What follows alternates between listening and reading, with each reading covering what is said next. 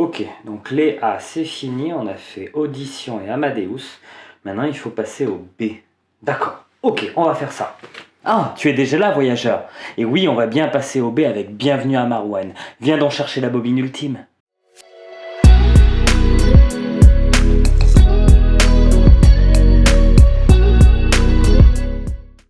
Salut, je m'appelle Mark Hogenkamp. Je suis interprété par Steve Carell et dans ma vie, ça ne va pas trop. Marc, Oui? Marc, Oui? c'est Marc. Oui! Tu sais ici, Marc, nous sommes dans la bienveillance. Que t'arrive-t-il? Eh bien, c'est ça le problème. Je ne m'en souviens absolument pas. Ah bon? Mais de quoi te souviens-tu alors? Que c'était dur et que la seule chose qui me faisait du bien était de créer un village de la Seconde Guerre mondiale en marionnette où je pouvais avoir mon histoire, où je pouvais créer ma vie. Certains trouveront ça bizarre, mais moi, ça me faisait beaucoup de bien. C'est le plus important, Marc. Merci à toi pour ton intervention. Film dramatique oblige, l'introduction n'était pas la plus rigolote de la chaîne, il faut être honnête. Du coup, j'ai décidé de compenser ça. Et oui, vous savez que là, on commence à partir sur des choses qui sont pas terribles quand je commence à faire des trucs comme ça. Et j'ai décidé de répondre à une question que vous ne vous êtes jamais posée, mais vraiment, véritablement. Cette question, c'est qu'est-ce que regarde Doc et Marty sur cette photo? Et la réponse fait mal.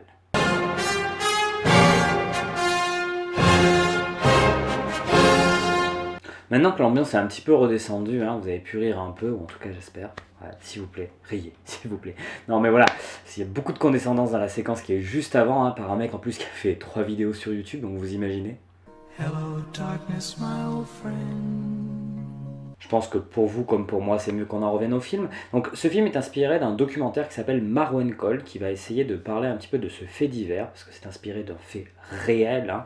Donc Mark Hogenkamp existe vraiment. Vous pouvez d'ailleurs retrouver un livre et un film sur lui, donc le documentaire que je vous parle et le livre qui va pouvoir détailler un petit peu son œuvre. Mais bon, passons. Et le film est un véritable artisan d'une nouvelle technologie qui est la motion capture. Alors qu'est-ce que c'est, Jamie, la motion capture? Donc la motion capture ou la capture du mouvement dans la langue de Joule est un procédé technique permettant en fait de remodeler votre image par image de synthèse 3D. On vous met en fait, pour être un peu plus simple, plein de petits capteurs sur votre visage, sur votre corps, pour reproduire vos mouvements sur une synthèse 3D. L'exemple le plus facile, c'est celui actuellement de la planète des singes, hein, où on voit donc le personnage d'Oscar joué par Andy Serkis. Ben oui, vous imaginez bien, Andy Serkis, il n'a pas laissé pousser ses poils. Hein. La réalité, c'est qu'il avait plein de capteurs sur lui, et que ces capteurs ont retranscrit en fait ce qu'il était réellement, ce qu'il faisait, et ça a permis de créer un personnage dessus, un personnage en 3D. C'est la même chose qui est créée ici pour Marwen. Pourquoi ça? Et bien simplement pour recréer ce village au mieux et pour recréer les espèces de figurines un peu type Barbie, Ken ou des choses, voilà, ou ce type d'effet là directement dans un film. Ouais, la séquence costume c'est terminé, hein. C'est juste de temps en temps. Non, je ne serai pas toujours en costume, ça ne sera pas gênant comme ça tout le temps, je suis désolé. Ce que je voulais dire, c'est que le bon vieux Robert, par contre, il n'en est vraiment pas à son coup d'essai, que ce soit sur cette technologie ou sur une autre. Pour cette technologie, il avait déjà utilisé dans le Pôle Express, hein, un génial film que je vous conseille de voir, surtout qu'on arrive bientôt sur les périodes de Noël. Qu'est-ce que vous faites? Allez voir le Pôle Express, c'est génial. Et ça utilise déjà le motion capture, mais pas que.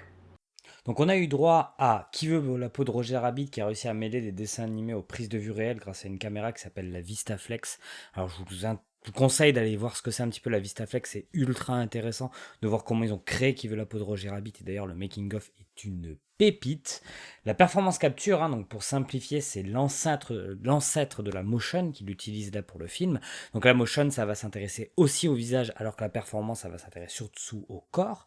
Et ça, c'était dans la légende de Beowulf. Le numérique, et ça, c'est dans des belletés de films. Et je pense que celui où c'est le mieux utilisé, c'est dans The Walk, Rêver plus haut, et des effets spéciaux réalisés par ordinateur, mais quand ça se faisait pas vraiment, hein, et La mort vous va si bien en est un exemple assez important. Il faut savoir que Robert Zemeckis, c'est quand même plutôt une grosse resta, hein, dans le monde des réalisateurs.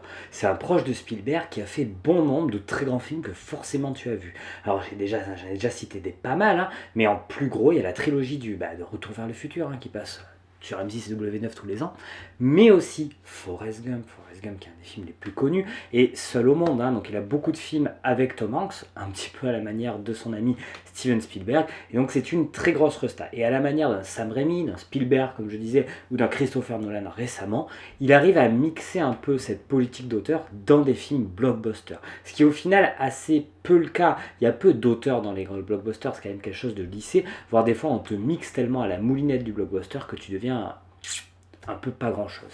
Gareth Edwards, tu me manques. Bref, tout ça pour dire que c'est une grosse resta, et pourtant ce film est un vrai échec. Oui, 6 sur 10 sur Sens Critique avec à peine 5000 notes. À comparo, hein, un film comme Forrest Gump, c'est 140 000 notes, 8 sur 10. Les chiffres au niveau des ventes de billets de cinéma, c'est à peine 14 millions, donc je pense pas qu'il ait été rentable. J'ai pas réussi à trouver de coût réel sur ça. Donc, on peut se demander comment c'est possible. Comment c'est possible qu'un réalisateur star avec un casting plutôt intéressant, hein, puisqu'on a Steve Carell que vous voyez juste derrière moi, qui était quand même sorti d'un gros succès avec The Office, donc sa tête était connue, puis c'est un humoriste assez connu quand même aux États-Unis. Diane Kruger aussi au casting, Diane Kruger qui ne connaît pas Diane Kruger, quoi. Et vous avez une histoire à vraiment faire pleurer dans les chaumières. C'est un film qui aurait dû être populaire, qui aurait dû beaucoup plus fonctionner que ce qu'il a été le cas, et on va essayer de comprendre pourquoi ça n'a pas marché. Le film fonctionne en deux parties. Une partie donc en motion capture, hein, où donc, on va reprendre des personnages qu'on va voir dans le film, mais sous forme de petites marionnettes dans le village fantasmé de Marwan. Hein. Donc il y a un village créé pendant la Seconde Guerre mondiale en Belgique, où rien n'est réel et où l'artiste Mark Hogenkamp laisse son imagination et ses créations s'exprimer. Très coloré, vivant, presque over the top. C'est un univers qui est vraiment attrayant à l'œil, mais il faut le dire qui est clairement plus profond que ce qu'on pourrait croire. Et le film va donc alterner ces phases en prise de vue motion capture, un petit peu du village de Marwan, avec des phases de prise de vue réelle, avec une colorimétrie beaucoup plus terne, beaucoup moins de mouvements de caméra, quelque chose de beaucoup plus simple, tout simplement une mise en scène beaucoup plus simpliste, beaucoup plus plate, tout simplement pour montrer un petit peu la psyché du personnage et ses moments de doute, ses moments de plus grande difficulté à accepter cette vie, et forcément à la rendre beaucoup moins attrayante que celle de Marwan. Le but est de mettre en avant Marwan par rapport à la vie réelle. En plus de ça, on va avoir droit à des mix de genres, hein, puisque grâce à ce procédé d'alternation entre deux types de films, on va avoir un film de guerre un peu concon, voire nanardesque, on va avoir de la romance, on va avoir vraiment un drame social, et sur beaucoup de films, ça ferait beaucoup de mixer autant de genres différents, mais là, avec ce procédé technique et en même temps un scénario qui est extrêmement bien ficelé, eh bien, tout passe tranquillement.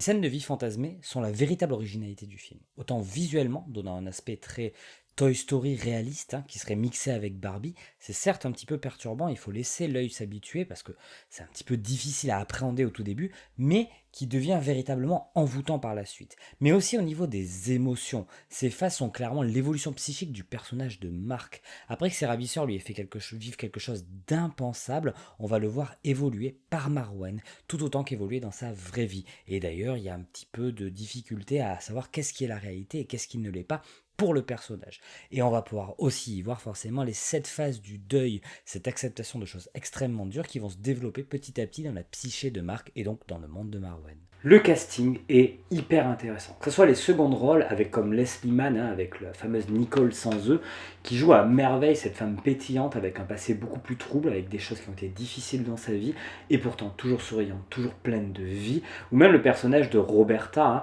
qu'on a vu récemment dans la série Run, et qui est ultra intéressante dans cette amie ultra fidèle, ultra touchante. On a aussi droit à un personnage moi, qui m'a fait mourir de rire, c'est Brienne de Torf, hein, Brienne de Torf avec son fameux accent russe. Alors c'est assez étrange de la voir comme ça, ça marche mais je ne sais pas comment. Moi qui suis fan de la série Game of Thrones, ça a été difficile au début, ça dure très peu de temps son passage, mais c'était cool. Et bien sûr Steve Carell joue Mark Hogenkamp vraiment de manière brillante. On sent sa fragilité de suite, on sent un personnage détruit, on sent un personnage qui a besoin des autres. Et on voit quelqu'un d'extrêmement bon dans la comédie. D'ailleurs, arrêtez de donner que des rôles comiques à Steve Carell. Donnez-lui des rôles comme ça, il a tellement à donner, et là je le trouve somptueux. Un petit peu à l'image de ce qu'il peut faire dans la série The Morning Show, il est vraiment dans quelque chose où on a une perte de ses repères en fait. Alors dans Morning Show, c'est quelqu'un qui est beaucoup plus confiant, là on est sur quelque chose d'un petit peu différent, mais c'est extrêmement bien joué. Sa naïveté, son côté enfantin fonctionnent extrêmement bien. Je vous parlais tout à l'heure de la mise en scène un peu simpliste, hein, mais il faut dire que ce n'est pas toujours le cas. On a quelque chose de beaucoup plus appuyé donc sur les phases dans Marwan, avec une caméra très bougeante, très vivace, mais jamais fait inutilement, jamais fait de manière gratuite. Et la grande force du film, c'est aussi de jouer avec les arrière-plans. On a beaucoup de choses qui ne nous sont pas expliquées, mais qui nous sont simplement montrées. Je prends le cas le plus évident dans le film, hein, et qui est d'ailleurs dans la bande-annonce, donc c'est pas du tout un spoil. À un moment donné, on nous dit, ouais, on voit le personnage principal prendre 2-3 pilules pour se calmer. Et qu'est-ce qui a marqué juste après derrière, en énorme, prendre une seule pilule par jour. Et on comprend de suite sa transgression et l'importance en fait de ces pilules dans sa vie, et ce qui coupe un petit peu de son mal, de ses mauvaises ondes, c'est seulement ces pilules-là. Encore une fois, la mise en scène est simplement parfaitement bien faite, gentiment. On va avoir un petit peu le même genre de choses avec le personnage de Leslie Mann, hein, donc de Nicole sans eux, qui son background ne va pas du tout être expliqué par la parole, mais par le cinéma, c'est-à-dire par l'image. Le cinéma, c'est montrer des choses. Donc là, on va nous montrer les choses, et Robert Zemeckis sait très bien le faire. En plus de ça, il va nous donner quelques clins d'œil à certains de ses films un peu plus anciens, et même à des films de réalisateurs qu'il aime bien. Je pense à Indiana Jones au début du film, ou à Retour vers le futur dans une autre séquence. Le film en est truffé, et c'est assez intéressant de voir comment il fait ça. Puis notre bon vieux Robert, il s'en donne un cœur joie pour taper sur d'autres choses, hein, et en particulier le système pharmaceutique. Là où il tape, c'est qu'il développe une idée où les cachets qui sont donnés à Mark ne sont pas forcément des choses très bonnes pour lui. Elles sont représentées par le personnage de Diane Kruger, ou plutôt par la poupée qui est jouée par Diane Kruger, qui est clairement l'aspect le plus négatif de la psyché du personnage. Et c'est d'ailleurs par l'abandon de ces drogues que Mark va réussir à se reconstruire. Donc quelque chose qui est fait pour le calmer va au final le rendre encore plus mentalement instable. Qu'on partage ou non cette idée de Robert, c'est montré de manière très tranchée durant le film. On a aussi droit à un véritable travail sur le son et sur la sensation de perte de contrôle par celui-ci. À chaque moment où Mark perd le contrôle, il y a un son qui s'intensifie. Et ces voix qui viennent résonner dans son crâne, ça montre tout simplement comment on fonctionne quand on perd ses repères, par des petites choses de la vie. Et ça vient en plus se fracasser avec quelques petits travaux récents, hein, comme le film Le Chant du Loup ou Boîte Noire. Oula, l'excès de chauvinisme, hein. Mais qui sont certes plus aboutis que ce film-là sur cet aspect-là, mais qui en vrai montrent un peu de profondeur de l'histoire de Mark Guggenkamp. Pourquoi je dis ça? Parce que travailler Louis comme ceci, ça donne de la profondeur dans ce film-là, et je pense que des films comme les deux autres que je viens de vous citer, que ça soit La Boîte Noire ou Le Chant du Loup, fait exactement la même chose sur l'utilisation de ces personnages. Donc pourquoi ça a divisé? Pourquoi ça n'a pas fonctionné? Pourquoi ça s'est planté? Eh bien, un petit peu à l'instar d'un Beowulf, je pense que l'aspect esthétique du film a réellement divisé. On a eu l'impression de voir quelque chose qui est moche, pourtant je trouve que ça a extrêmement bien vieilli. On peut le voir d'ailleurs avec cette image-là, hein, donc qui est une image de prise de vue. Oui, ce sont des personnages où on a peut-être plus de mal à s'identifier, mais moi ça me fait penser à quelque chose de vivant, de beau, et ça a extrêmement bien marché pour moi. Malheureusement en salle, ça s'est ressenti avec seulement les ultra fans du monsieur qui se sont précipités pour le voir. Allez Robert, allez, allez. Allez Robert, allez, Robert. Et bien sûr, quelques cinéphiles un petit peu curieux, hein, qui se sont précipités pour voir cette jolie fable, ce joli film. C'était pas un film qui est parfait, et je pense pas que c'est le plus grand film de la carrière de Zemeckis, mais c'est un film injustement boudé, et boudé par plein de monde. Donc ça n'en fait pas la bobine ultime. Oui, on va devoir encore chercher, mais vraiment, si vous avez aimé des films comme Forrest Gump ou Seul au monde, foncez voir Bienvenue à Marwan. Ça s'est planté, mais c'est un joli film. C'est trouvable de plein de manières différentes. Il y a un DVD, je pense que ça devrait être trouvable. Bon, regardez sur Just Watch, hein. Je vous mets Just Watch là, je ne l'ai pas regardé pendant que je le fais, mais il y a de quoi faire, il y a vraiment de quoi faire avec ce film. Et je pense que vous allez adorer. À la semaine prochaine, jeunes voyageurs. Et n'oubliez pas. Nom de Dieu.